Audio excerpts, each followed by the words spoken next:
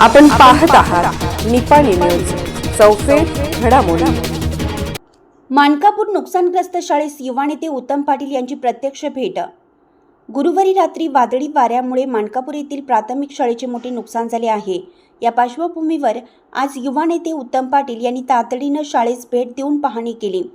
शाळेच्या इमारतीची झालेली हानी, उडालेले छप्पर तसेच विद्यार्थ्यांच्या सुरक्षेच्या दृष्टीने निर्माण झालेली परिस्थिती याची माहिती घेतली।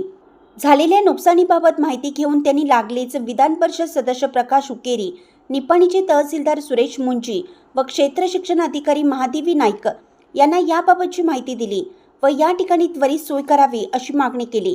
उत्तम पाटील यांनी सांगितलं की विद्यार्थ्यांचे शैक्षणिक नुकसान होऊ नये यासाठी पर्यायी व्यवस्था तातडीने करण्यात यावी।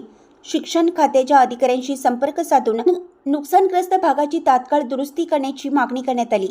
स्थानिक नागरिकांनी यावेळी आपली व्यथा मांडत लवकरात लवकर शाळेची दुरुस्ती करण्याची मागणी केली असून आपण याबाबत विधान परिषद सदस्य प्रकाश उकेरी यांनाही माहिती दिली आहे। वादळाच्या तडाख्यात शाळेच्या इमारतीचं छप्पर उडून गेलं असून काही वर्गखोल्यांच्या भिंतींना तडे गेले आहे। खिडक्या व दरवाजेही मोठ्या प्रमाणात नुकसानग्रस्त झाले आहेत।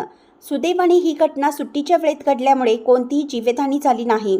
गावकऱ्यांनीही प्रशासनाकडे तातडीने निधी उपलब्ध करून देण्याची मागणी केली असून शाळेची दुरुस्ती लवकरात लवकर व्हावी अशी अपेक्षा व्यक्त केली आहे। यावेळी मानकापूर ग्रामपंचायत अध्यक्ष, उपाध्यक्ष, सर्व सदस्य, शाळा सुधारणा समितीचे अध्यक्ष, सर्व सदस्य, शिक्षक, पालक, ग्रामस्थ उपस्थित होते।